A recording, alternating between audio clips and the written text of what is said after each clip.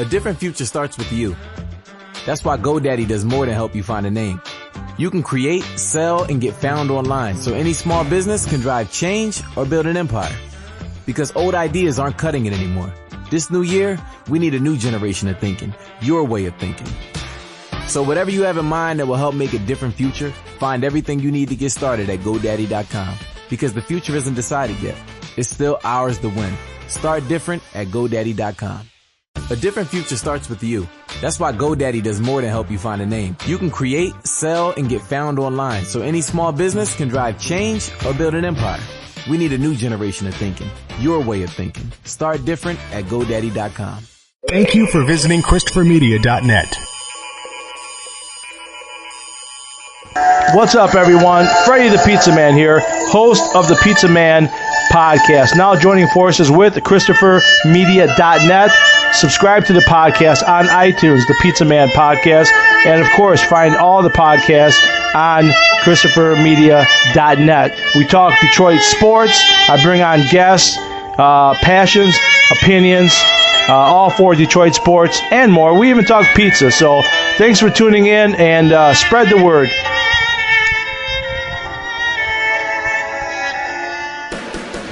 Hey guys, it's Chris. I was in Vegas this week. Earl and Rich recorded on their own. There was a little bit of technical difficulties, but here's what they got. And yeah, we'll be back next week. For all of us, I'll be in studio. We'll give you the full show. But until then, here's what Earl and Rich recorded. Christopher Media. Let's make some noise. Welcome to Sporgy, the show that gives you half-ass sports fans giving their half-ass opinions. And now, here are your hosts. All right, welcome to Sporgy, episode 98. I'm Rich. I'm the Iceman. And we have no Chris tonight because he's busy living life instead of doing this podcast. So we're going with that. Yeah, we'll leave it at that. All right, so who do we got for 98? Because I don't have anybody. The only one I could think of was Nick Fairley when he was on the Lions. Oh, him at the cocky draft right. Walk up. Part of the baddest four line, like in Lions history. How long did they stay together? A season? 2? Yeah, it was probably 2. Yeah. Gotta love that shit. Ironically enough, goes to the Saints and steals number 90, trying to be Sue. Dominic Sue wouldn't hurt a game in his life. You were hurt every other game. You ain't no Sue. You ain't even Ziggy Ansah. Dude, I was thinking that, not Ziggy Ansah, but you're more like Charles Rogers. Every other place that can win on the sideline, you fat bastard. Oh, shit. All right. Well, since we're talking about football, let's just get right into it. And way to fuck your draft up, Cleveland. Well, I mean, I guess that depends on who you ask, because Chris liked it. Here's my deal. Baker Mayfield wasn't going, from everything I've heard, second or third. Why not? Why not get Barkley and then get the quarterback you wanted at 4? If Baker Mayfield was their quarterback without a shadow of doubt, and obviously he was drafted number 1, then yeah, Mayfield would have sat there until your 4th pick. Or your pick at 4, not your 4th pick, same thing. Yeah, I got you. And I mean, it's just, I don't know. I mean, can't really shit on Chris because he ain't here. But what did he say? I'm shit. No, he was eating the Kool-Aid, or he's drinking the Kool-Aid, talking about Baker Mayfield as Heisman Trophy winner, ranked number 1 prospect coming out of the draft in the country, yada yada yada. I mean, okay, he won the Heisman, and then Chris goes, was there any Heisman winners available? Matter of fact, Chris, there was, and he was a quarterback. His name? Lamar Jackson. You ain't picking him. He went 32. Yeah, but I don't know. There was a bunch of shit in this draft that made me go, huh? Right. I mean, I know that. Okay, I mean Cleveland. Here's my thing. If you wanted Baker Mayfield, I don't remember any of these fucking mock drafts that we looked at, or any rumors that he was going to be taken by the Giants or the Jets. Well, here's the thing: the Giants and the Jets both wanted a quarterback. Both of them. No, I understand. But if you look at Sam Darnold, Josh Allen, Josh Rosen. Now, Josh Rosen might have been a reach because, God forbid, when he was like, 13, 14 on Twitter, posted it ain't some white dumbass. If it ain't right. Or ain't right if it ain't white. Dumbass. Just nonsense and shit. And apparently, they, for a second, that's going to be his undoing. And he may be pissed off that he fell to the Cardinals, but he was still a top 10 pick. So, and he's probably going to start. Can you think of a Cardinal quarterback that's going to be starting next year? Not off the top of my head. Me neither. It's not like it's a Eli Manning, Matt Stafford. For sure they're going to start situation. Yeah, and besides, Carson Palmer? Cut it out. Wasn't there talking him retiring? Yeah, I think he did retire. Even if he didn't retire, Carson Palmer? Nah. Yeah, I know, right? Yeah, did he ever win? No, he never won a fucking playoff game with the Bengals because we figured out a couple weeks ago that. Yeah, they never got out of the first round. Yeah, I can't remember their coach's name off the top of my head. I just drew a blank. Marvin Lewis. Thank you. So, yeah, I don't know. I mean, just to me, Barkley was the most prized pick in this draft. You're completely rebuilding an offense in Cleveland. You're going to get, 1, 2, 3, 4 quarterbacks went top 10. Right. All right. I mean, and isn't Baker Mayfield the one with the most question marks, according to everybody? Well, yeah, because his dumbass ran from the cops. I don't know if you've seen that video. I'm just talking about on the field shit, On the field, Mel Kiper, or I think it was Mel Kiper, or somebody else said, you can't compare him to Drew Brees. You can't compare him to anybody like that because he's not comfortable in the pocket. He has time for days in the pocket, but yet he chooses to run away from the pocket and run outside and try to extend the play instead of making the right decision at the right time. So, yeah, he had a lot of questions. And he still does. There's always this, it seems like you hear this fairly often when it comes to quarterbacks and getting picked, is that he's undersized for an NFL quarterback. Well, he is undersized. He's itty bitty. He's 6'1", 215. He ain't Doug Flutie. Well, he ain't under 6 foot, but he is 6'1". I mean, that's in today's market, that's pretty small. I mean, I don't know. I guess. I mean, to me that it seems like he's smaller, but to call him undersized and for that to be a knock against him, I'm just like, I don't know. Okay. But whatever. But yeah, and I mean, the Browns, congratulations, you're still the Browns. That's wonderful. The dog pound will be happy, I guess. I don't know. I doubt it. Just for comparison, Cam Newton, 6'5". Peyton Manning, 6'5". Tom Brady, the GOAT, 6'4". So coming in at 6'1", 250, and the weight, Cam is 245, Peyton was 230, Tom Brady is 225 with his lean eating ass. So at 6'1", 215, he's itty bitty, bro. He's 3 inches shorter and he's 10 pounds lighter than fucking Tom Brady, and he's a kid still. Mm-hmm. If he has any type of workout ethic, he's going to put on some muscle mass. Right. Right. I mean, that's just a given. I mean, unless he's just like, I don't hit the weight pile. Oh, well, then once again, you fucked up your draft, Cleveland. I mean, either way. I don't know. I can't see any way other than to say, Cleveland, you fucked up. You fucked up. You know that, right? You know you fucked up, right? I can't see anybody not saying that. How do you not take Barkley? I've said it before in this podcast, and if anybody's been listening, you know it, and I'll say it until he proves me wrong. Barkley is exactly what I wanted to see. Emmitt Smith combined with Barry Sanders. He's got the speed and power of Emmitt and the moves and mobility of Sanders. I watched him many, many, many times. God, I wish Chris was here, because that's the benefit of not just looking at the stats, but actually watching the game. I watched him stop on a dime and then take off in the exact same speed that he stopped at. That's Barry Sanders shit. He is going to be dynamic. He could prove me wrong, but I'm going to call it now. That's my name, Iceman. I call everything. That's what I believe, Rich. True heart. I think he is the best combination I've ever seen of Emmitt Smith and Barry Sanders in one body. Well, look, I'm not a fucking NFL scout.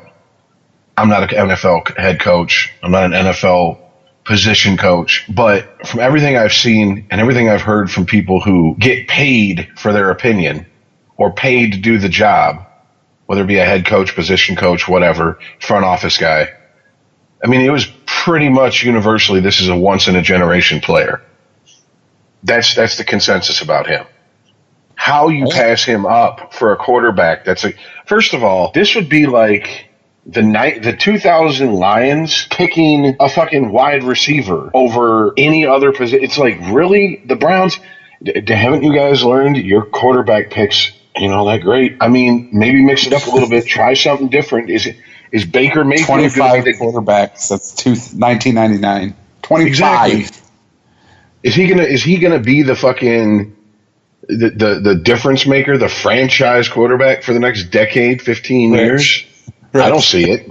The Cleveland Browns could field an offense and a defense with backups on the quarterbacks that they've had since 99. I shit you not. That, as funny as it is totally fucked up. No, it absolutely is, man. And that's why if I was a Cleveland fan, I'd be going, what the fuck are you doing? Not again. I would have rushed the goddamn stage. I would have rioted. There would have been pillaging. Listen to some of these stats. Saquon Barkley. The two main stats you look for in a player at the combine. I know you and Chris don't really watch that type of thing. Saquon Barkley's 40 time was 4.4 flat. So he is quick. 4.4 seconds to run 40 yards from a dead dig. That's quick. It's not 4.3, but a 4.4 flat, not bad. Now, the other one is bench pressing 225. Every player at the combine has to bench press 225 as many times as you possibly can without stopping. And he put it up 29 reps. Well, yeah, 30, I think, is what he did. It says here under his, I'm looking at his stats on NFL.com, says 29 reps. He had a 41-inch vertical jump. Right. He had a 4.24 20-yard shuttle. They've got him ranked as a Pro Bowl caliber player as far as the prospect. And he's never been coached by an NFL coach yet, not by a running back coach at all. Yeah, and I mean, okay, so, and then here, they have Baker Mayfield. Under prospect guide, they have him listed as should become instant starter. Gee, do I want a Pro Bowl caliber player or an instant starter? Well, if you're going to Cleveland, all you got to do is beat Tyrod Taylor. Good luck. What do you want? Congratulations. Pick a vernacular. I mean, they have Sam Darnold listed as a Pro Bowl caliber player. Let's see. Hold on here. Would they give Josh Allen here? Yeah, they're saying Josh Allen has a chance to become an NFL starter, and Rosen, they're saying, should become an instant starter. So, in my mind, if they pick Barkley number 1 overall, even if Giants and Jets go quarterback, there's still going to be at least a serviceable quarterback at 4. And that's all you need with Barkley in the backfield. So, but hey, maybe Kevin Costner showed up in the draft room at the last minute, and this was like some draft day shit, and we don't know what the fuck's going on yet. I mean, that's all I can hope for. Because I just, to me, I'm just like, really, if I'm a Browns fan, I'm sitting there going, I've seen this movie 25 fucking times. Like, stop. Right. Well, their saving grace is free agency, I think. They made a lot of huge signings. They made a lot of trades. They got some people now. I mean, they're not going 0-4. You know what I mean? They won't have the perfect losing season again. But I don't see him reaching the Super Bowl anytime soon. No. Yeah, and I mean, I think 500 would be considered a good season, an excellent season for him, to be honest with you. Well, I don't have the stats in front of me, but I think Cleveland only won 2 games the year before. Yeah, that's why I couldn't believe their head coach still has a fucking job. Well, the new GM said that he came into a losing situation. So you can't necessarily hold the head coach responsible when he didn't have the tools he needed to get the job done. Okay, and while I understand and respect that type of attitude from a GM, we see it every single fucking offseason in the NFL. In fact, we see it every single fucking offseason in the NFL, NBA, NHL, MLB. Pick your sport. Yeah, head coaches and managers in the are hired. golf tournament, you're fucking fired, caddy. How did you not know that was the right club? Wrong club. Yeah. Damn it. Head coaches and managers are hired, given shit teams, expect them to do miracles with it. When they don't, well, you got to go. I mean, so hey, maybe, like I said, maybe they know something we don't. If that's the case, I guess, best of luck. I mean, they're not in my team's division, and I don't think I'm going to see them coming the other way in the Super Bowl, because I don't think my team's going to be in the Super Bowl anytime soon. The Cleveland Browns are just cursed. It's the curse of Belichick, I tell you. Because every time they draft every time they have this quarterback issue, I'm sitting there going, Bill could have won it with them.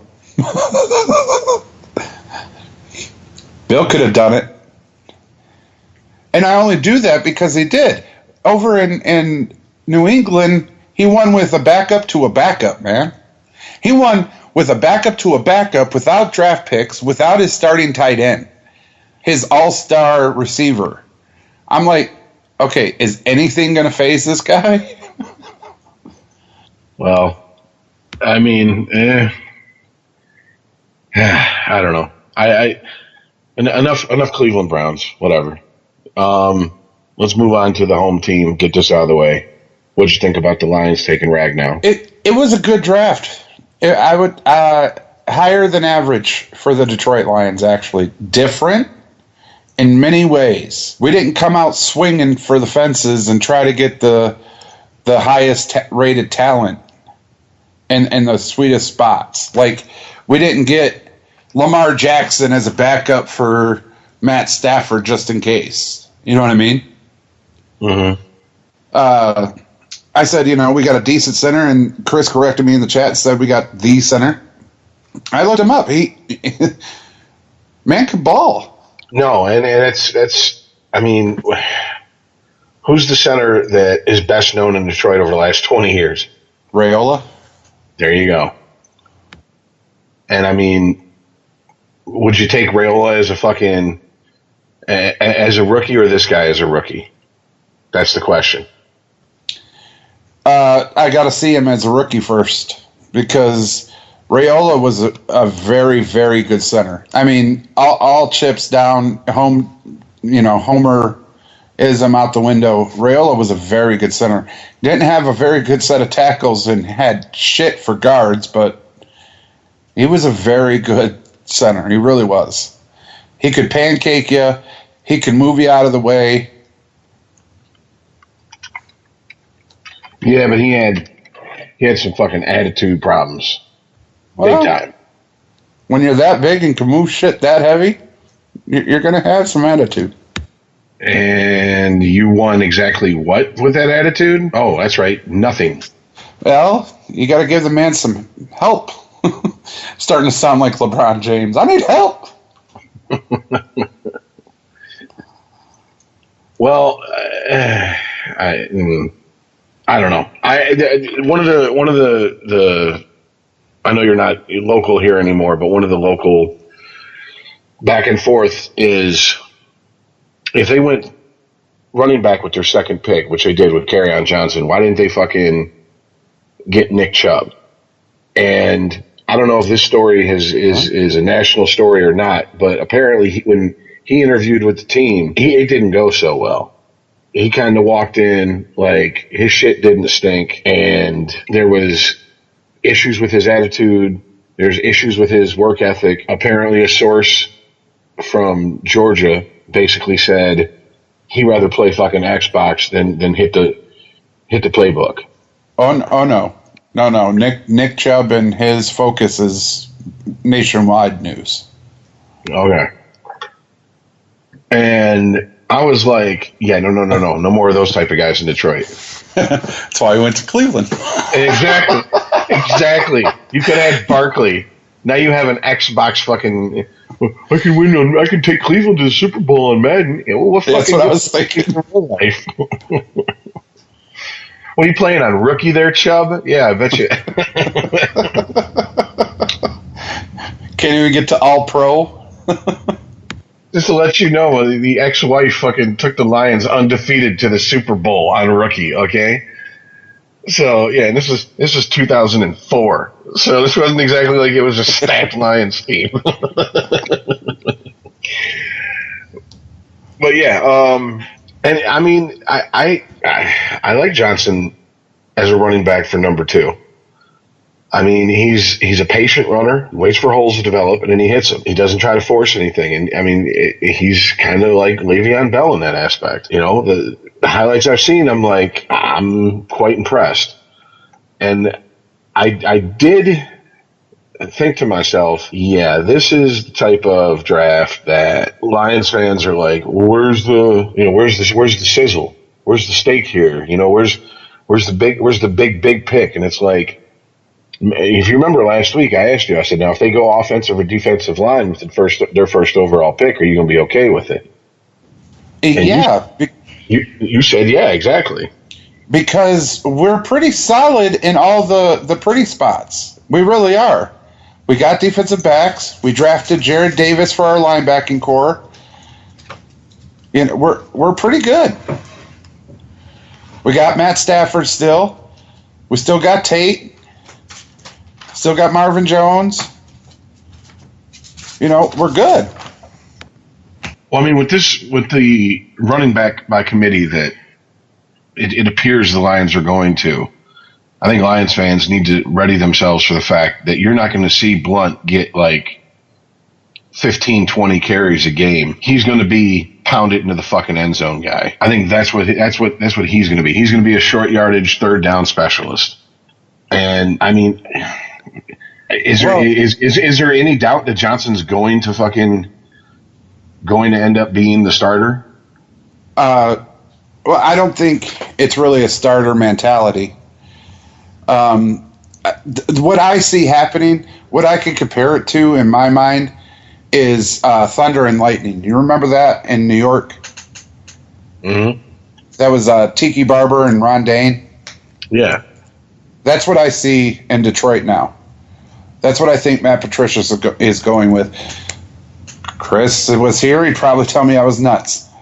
But I think, you know, Johnson's the Lightning and Blunt's the Thunder, so to speak. Well, the interesting part about the Lions draft is that I want to see from this draft the 4th round and lower picks do something. Like that's what the Patriots do. They find diamonds in the rough, and if this is them trying to instill that Patriot mentality to the GM and the head coach into the rest of the team, then they better fucking got the draft right.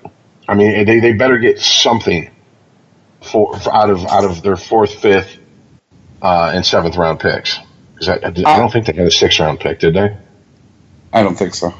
Yeah, I didn't. So. I'll tell you, I didn't watch after the 3rd round, but well, they picked a defensive end.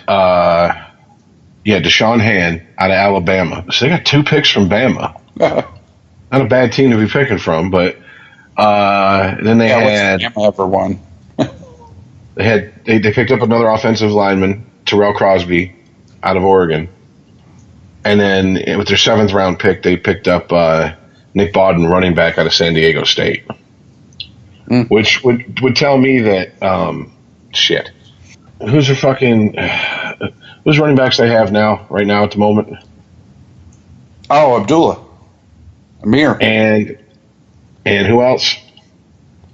Zach Zenner, isn't that it? Well, yeah, but I mean, he's more of a fullback power kind of guy. He's not really. Well, especially Zach Zenner, because if I'm correct here, they said that Bawden is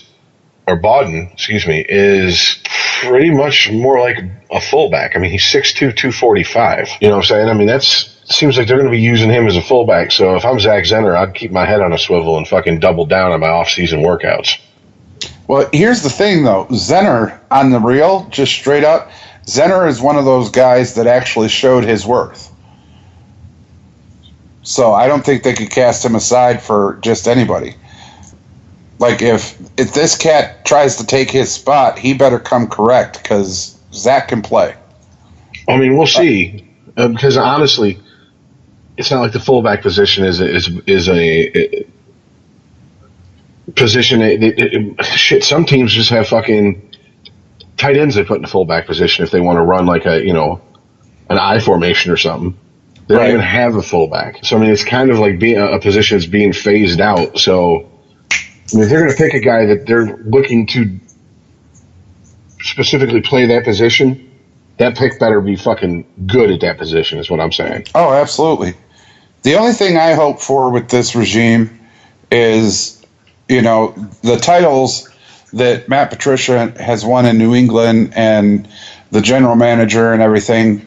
I look to Chicago and I'm like, well, they got a new GM and they won the first World Series in 108 years. Yeah, so, but I mean, we're talking 2 completely different sports. 2, you're talking the GM in baseball, and he made a lot of moves. There was a lot of that was a couple-year build-up to that World Series run, and there was a lot of moves that got made that people were like, "Really?" I mean, it's funny you brought it up because I just watched on YouTube. It's not really a documentary per se.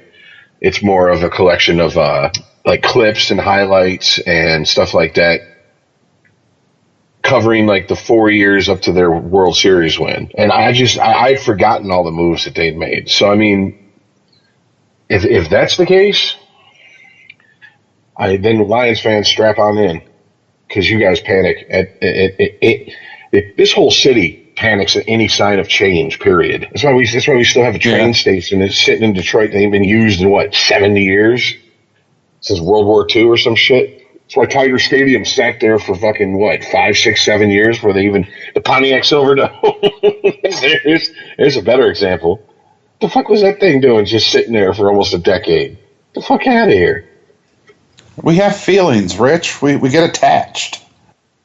Yeah, that's the problem. They get attached and they don't want to fucking move on to the next thing. You have to drag them kicking and screaming.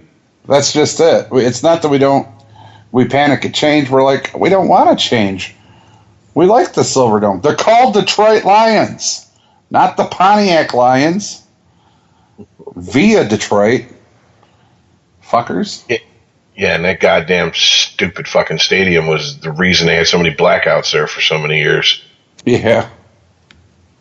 72,000 or some shit. Something ridiculous, yeah. You're the Lions. You're not selling that out. Stop it. But anyways, enough memories about the Pontiac Silverdome.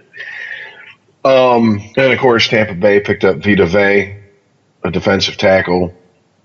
I don't want to talk about it.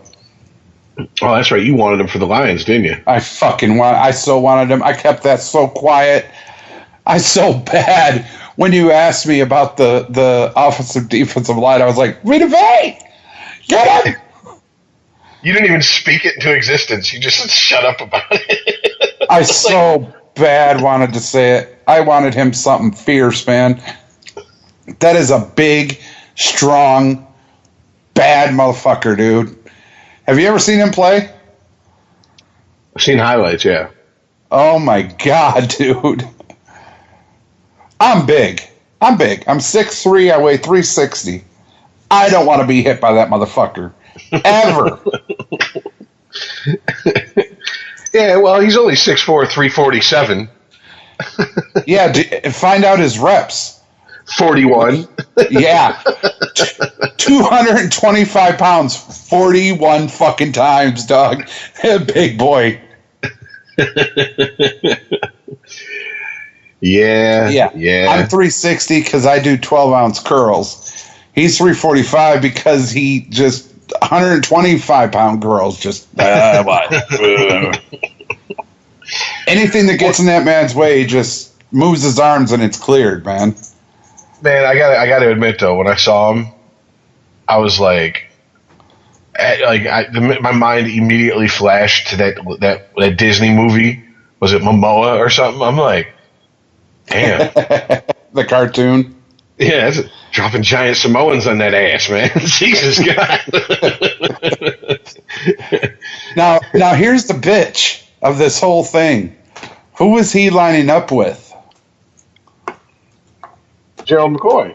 Gerald McCoy, you're goddamn right. Run up the middle. I fucking double dog dare you.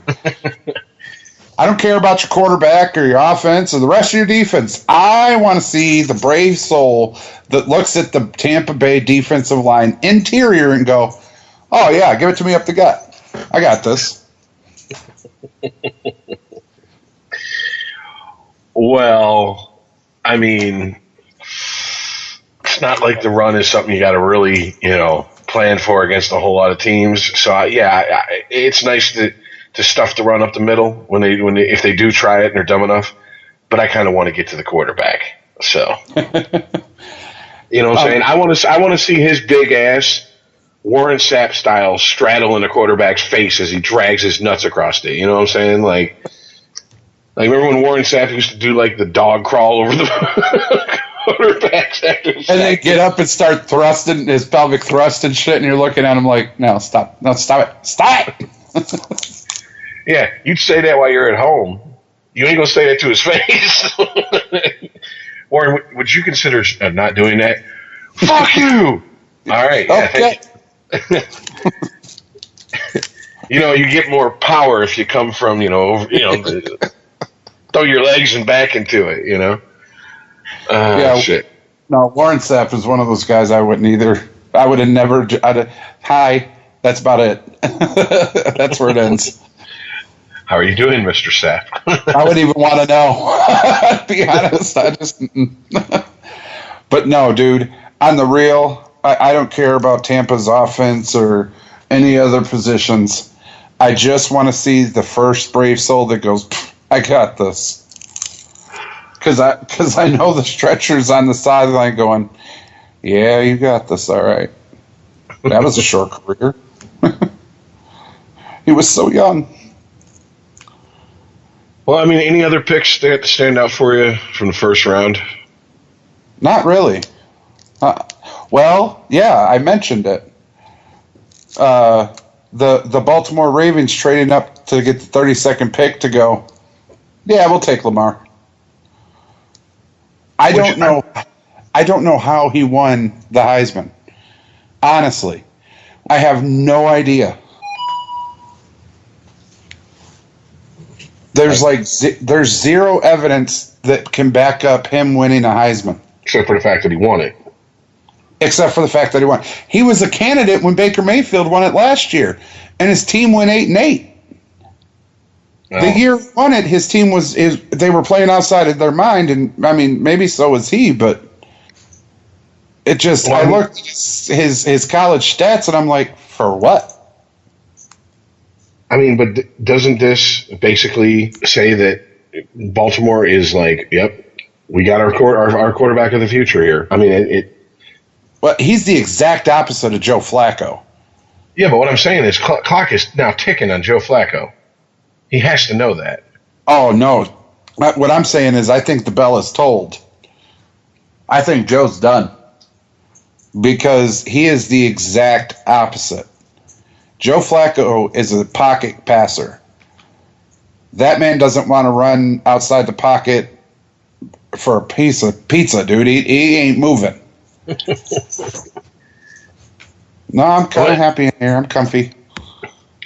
I gotta say this. It just, to me, this shows you how quickly shit can change, because he's only 5 years removed from a Super Bowl win, and signing that big contract, and the Ravens are like, yeah, we're going to trade up. We're going to trade up to take a quarterback. If I'm Joe Flacco, I'm like, okay, message received. Yeah, pretty much. He has to be. There's no other way to look at it. Well, and I mean, it's funny to me because it's the Baltimore Ravens going, Joe, we're going a different direction. Not just picking the quarterback, but picking the exact opposite of you. This man, if he could even begin to throw downfield, talking about Jackson, it would be a miracle. His accuracy at long is terrible. But he can run, dude. He's going to be just this side of Cam Newton-ish. I mean, what do you think the chances are they move him out of the position of quarterback? Probably none. Probably not one. I think it is what we said it was. It's a statement that says we're going a different direction. We're going with a mobile quarterback. Give our offense a whole new outlook, a different direction. Take some, heat off of McCaffrey. Because with a quarterback like Jackson, you can run a pitch option and make that shit work. Get one or two offensive linemen out in front of it, throw that block, and by the time they get to Jackson, he pitches to McCaffrey. McCaffrey is not on Baltimore. I'm still thinking of Cam Newton. Told you. I was like, where's he going with this? Wait, what? I missed something, but I was going to let you go with it. Like, all right. No, I'm still thinking of Cam. Well, I think the interesting part of this to me is the minute the season ended, there was rumblings of John Harbaugh being shown the door. So yeah, the Harbaugh brothers just hard to keep a job these days. Yeah, they fell off. But, I mean, if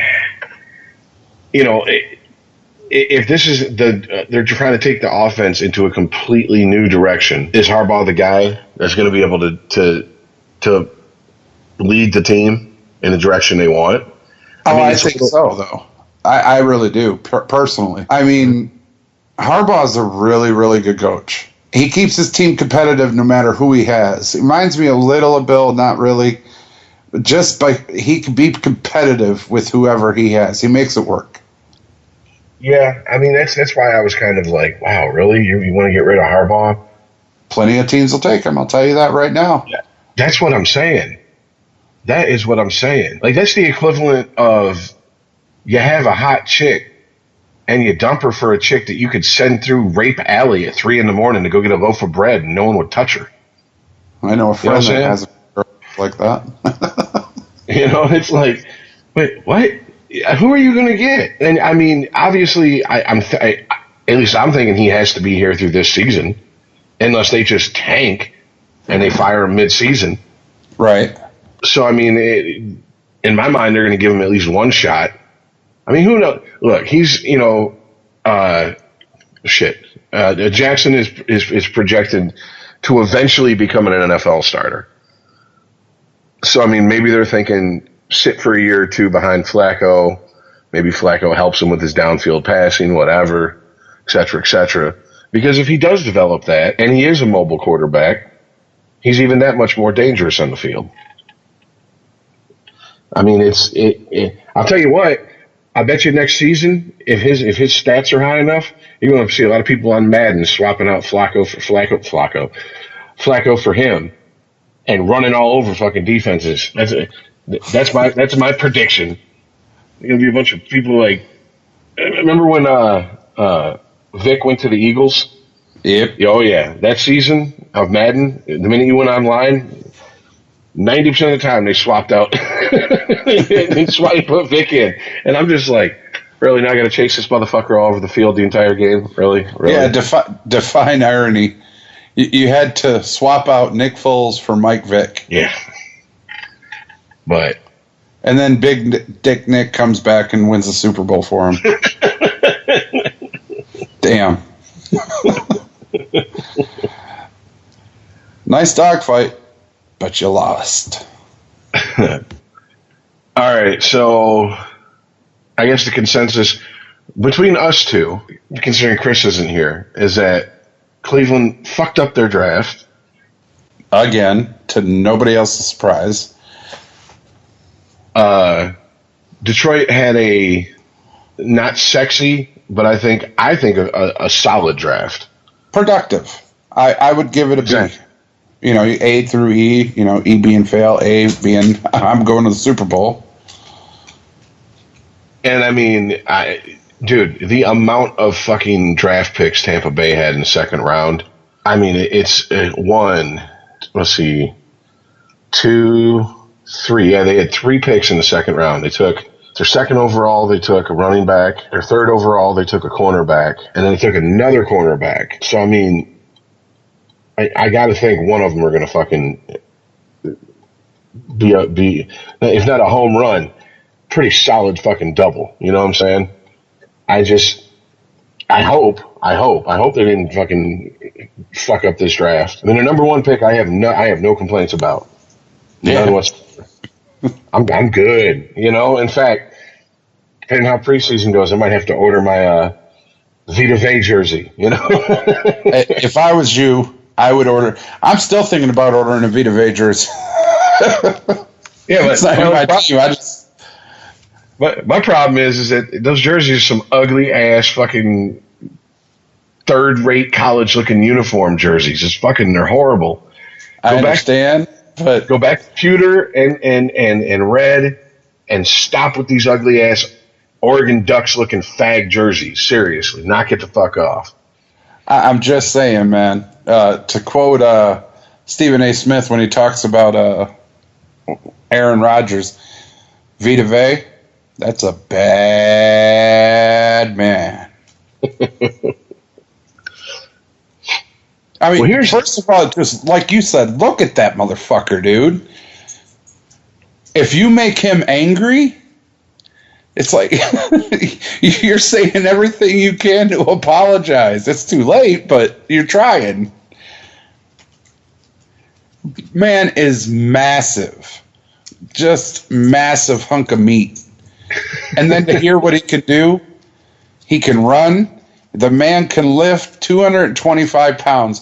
And I just need everybody that's listening to think about that. 225 pounds. 41 fuck all times.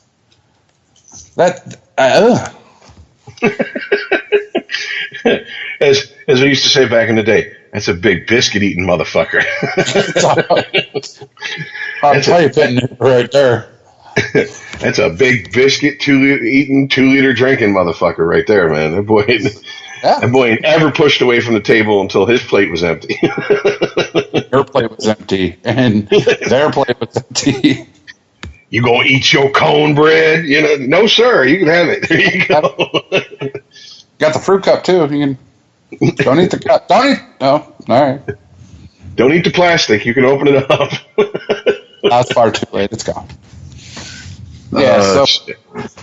The draft. My summation of it was a lot of yep and a couple of what the fuckins. Cleveland looking at you and kind of meh. We'll see. Detroit looking at you. But like I told Chris, I've given up everything else. It's a new day. just going to see how this New England thought process works out. Passed up on a lot of good prospects, I thought, in the free agency. Got some draft picks. See what he does. Well, I mean, dude, the talk here in Detroit is Patricia's got one season, and then they better make the playoffs. I mean, that is the playoffs. I mean, that is the attitude here. Well, Caldwell made the playoffs, for fuck's sake. That's not hard. Well, I'm talking he's got 1 year where he's got basically a mulligan, which is this year. And there's still people calling, saying if they don't make the playoffs this year, Patricia's on the hot seat. And I'm like, really? Oh, yeah, but those people are stupid as shit. They're more homer than I am, and how is that possible? Wrap your head around that. No, I don't know, Mr. 14-2. Dude, I ain't even going over that again. That so pisses me off. And I tried to tell you guys then, this season is tailor-made for that number, to go 14-2. There's no big roadblocks. And then now this season, our current season, fucking roadblocks all over the place. Now watch them go 10-6 this season. You're lucky if you even get to 500 with the schedule you have this season. Well, I mean, unless there's some major changes between now and when we do our picks before the season starts, I don't even have them going 500. You and Chris do. Right, that's what I'm trying to tell you. And I'm being completely honest with you. I think that's a stretch, but that's just me. But I'm being as open and honest about these picks as I can. And this schedule compared to last year, I'm like, oh, shit. Oh, God. Oh, no. Oh, look. Hey, there's a win. Oh, Jesus. And yeah, last year I was like, there's nobody.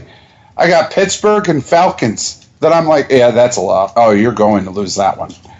And then the rest of the schedule, I was like, we could do this. Yeah, well. And then the Lions happened. Yeah, that happens. That happens. All right, so moving on to my favorite part of Sporgy. Uh-oh. The NBA playoffs.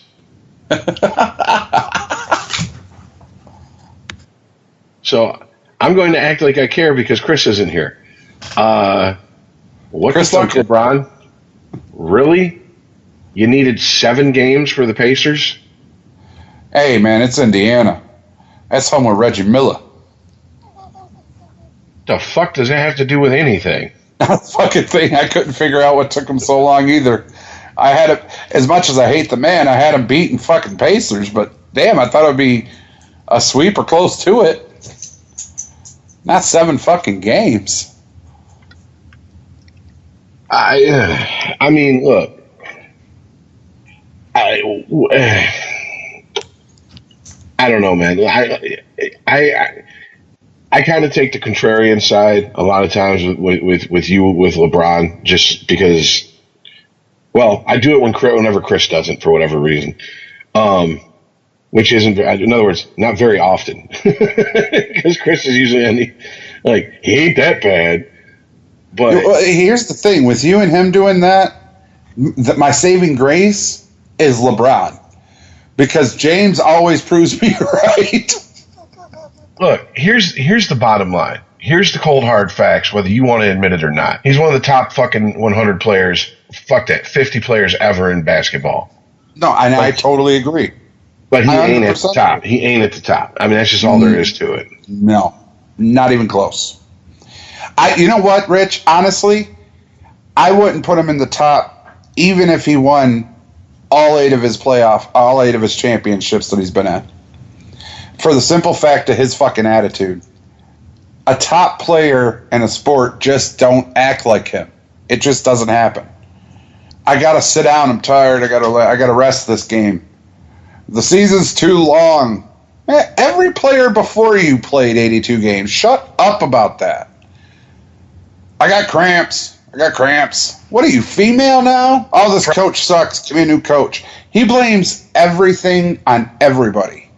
The problem is that he's playing in the shadows of some of the best people to ever play the fucking game. when the game was much harder to play. Now, see, I want to give him that pass, and I can't. No. That's not a pass. No, you're taking that wrong. That's not a pass. The fact that the game is so pussified, and he bitches as much as he does, and he cries as much as he does, and I need help, and blah blah blah, tells me that if you'd have put his ass back in the 80s, he would have to be a different player. He would have to throw his body around to be a dominant player. Because if he's bitching about not getting calls now, imagine him playing in the 80s. The fuck out of here. Oh, before the Jordan rules? Yeah, before the superstar rules. Exactly. That's what I'm saying. He didn't even have to go to the 80s. I'll give him to 1990. Go up against Bad Boys one time. Get under the basket and try to stuff it on Bill Laimbeer. One fucking, I double dare you. Oh, you might stuff it home, but you ain't coming down the same way you went up. You're going to have a whole lot of an ugly white man in your face. You know what I'm saying? Real quick.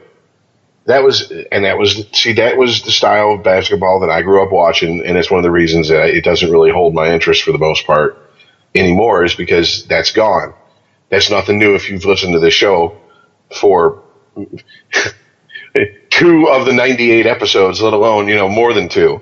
Anytime basketball comes up, that's pretty much my complaint. But still, to me, the fact remains. He's not the type of player you can insert into almost any era of basketball, and he would, in my mind, dominate everybody. Like, I just don't, and I'm no basketball expert, but dude, his stats are nice. They're Hall of Fame stats, without a doubt. He's a first ballot Hall of Famer. There's no doubt in my mind about that. But I'm going to use a word that pisses people off. He's soft, in my opinion. Okay. He's a soft player. If you stuck Allen Iverson's heart in that man's body, he would be the best player ever. He would be the best basketball player to ever fucking lace up a pair of fucking shoes and get on a court. I don't doubt that. I think he just, unfortunately, he was one of the, it's a double-edged sword. Fortunately and unfortunately, he was one of those kids who fucking got huge quick, and it was like men playing among boys. He got into the league. He was hailed as, King James before he ever fucking played one goddamn game. Right. I mean, Cleveland damn near rioted just when they got the draft pick. They hadn't even drafted him yet. I mean, Cleveland was ready to burn that motherfucker to the ground. Set the Cuyahoga River on fire again. Okay? I mean, they were ready to do that shit when they won the draft lottery. So, I mean,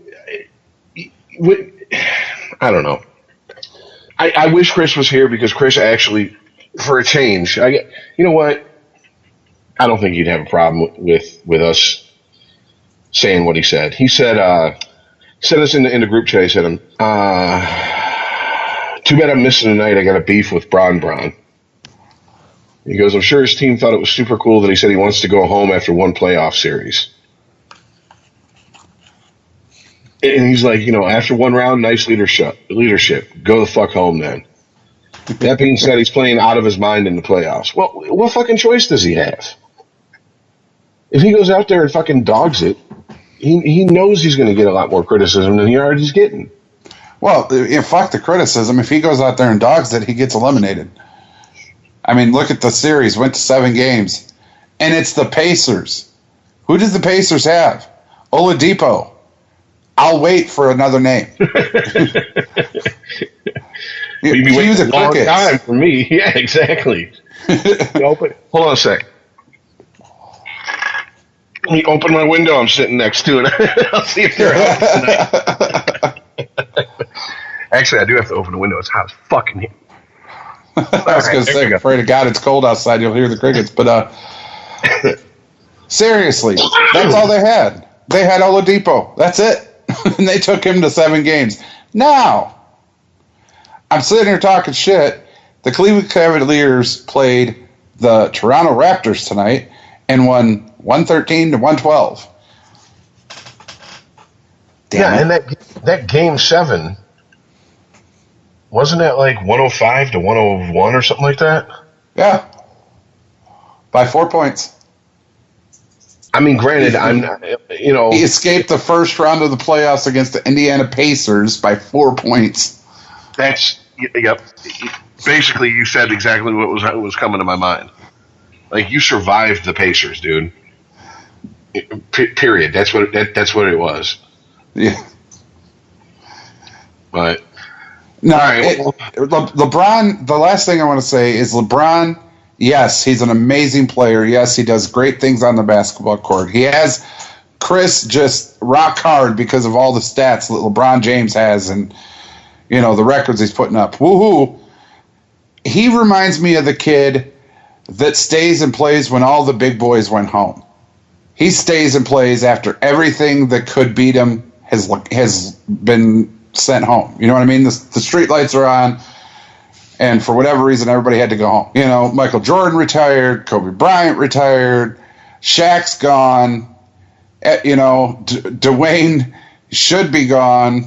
Just anybody you can think of, that could have, stopped him or made him look not as good, if you will, is long gone. Well, I don't know. I got nothing, to be honest with you. I mean, I was shocked it went to 7 games. I was stunned. I picked him to beat Pacers, like I said. Closer to a sweep next time, LeBron. I mean, to be honest with you, and I know this is not going to be a shock to you because you and Chris went back and forth pretty good on this. But I'm shocked that the 2 series that went to 7 games are the series that went to 7 games. Cleveland, Indiana, Milwaukee, and Boston. Now, to your credit, you said Boston was beat the fuck up. They still are. So, I mean... The only one that now that we're in the second round, the only one I didn't call that I didn't see coming was New Orleans. Fucking Pelicans. Holy shit. Out of left field. Nice try, Jazz. Yeah, but I mean, they lost the Golden State Warrior fucking lottery. Well, yeah. I mean, the Warriors are going through Golden State?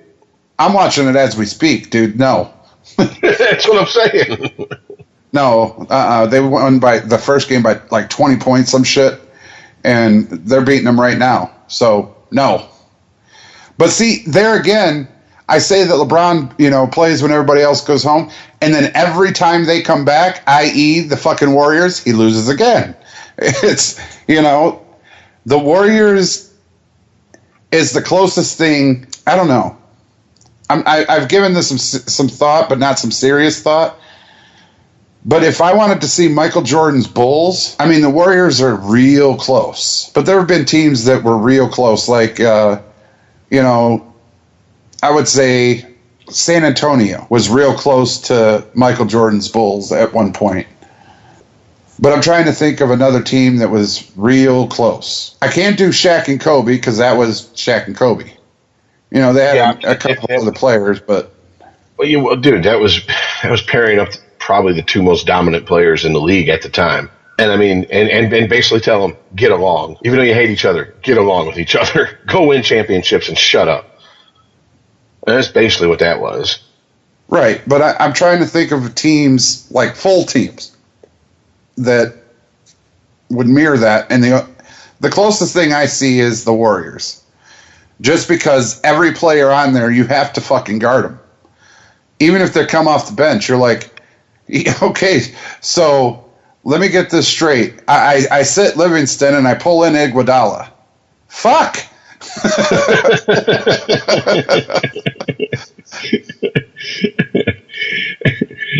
Yeah, no, I guard Curry at the 3-point line, but I double team Curry at 3-point line, but now I have to leave Klay Thompson open. God damn it! No, I absolutely, dude. I'm right there with you. And then all of a sudden, you got everybody guarding, and then now you got Kevin Durant. I quit. That's what I would do. If I was the Pelicans or whoever they fucking play in the playoffs, I would just walk in, hand in my jersey, go, all right, good season, see you next year. What are you doing? We got to sit. No, we don't. We're going to play. No, we're not. And there it is. See, sometimes remote technology, not our friend. Thanks for listening. You can hit us up on Twitter at Sporgy Podcast and email the show, sporgy@ChristopherMedia.net. If you're new, thanks for joining us. If you are returning, thanks for listening. Keep telling people. Check out all the other podcasts at ChristopherMedia.net. There's a donate button there. You can also click on our Amazon link, bookmark it, and then you help us out. It doesn't cost you anything extra. It gives us a little cut of what you got. Thanks for listening, guys. And Earl and Rich say bye, and we'll see you next week. If you like this show, please tell a friend. Please follow us on Twitter and like and share us on Facebook by searching for Christopher Media. You can subscribe to all ChristopherMedia.net shows for free on ChristopherMedia.net. Please make sure to rate and comment on all your favorite Christopher Media shows. Thank you in advance for supporting Christopher Media by clicking on the PayPal button and by clicking through to all the sponsors who support ChristopherMedia.net. Thank you for visiting ChristopherMedia.net, and thank you for listening. Thank you for visiting ChristopherMedia.net. A different future starts with you. That's why GoDaddy does more than help you find a name. You can create, sell, and get found online so any small business can drive change or build an empire. Because old ideas aren't cutting it anymore. This new year, we need a new generation of thinking, your way of thinking. So whatever you have in mind that will help make a different future, find everything you need to get started at GoDaddy.com. Because the future isn't decided yet. It's still ours to win. Start different at GoDaddy.com. A different future starts with you. That's why GoDaddy does more than help you find a name. You can create, sell, and get found online so any small business can drive change or build an empire. We need a new generation of thinking, your way of thinking. Start different at GoDaddy.com.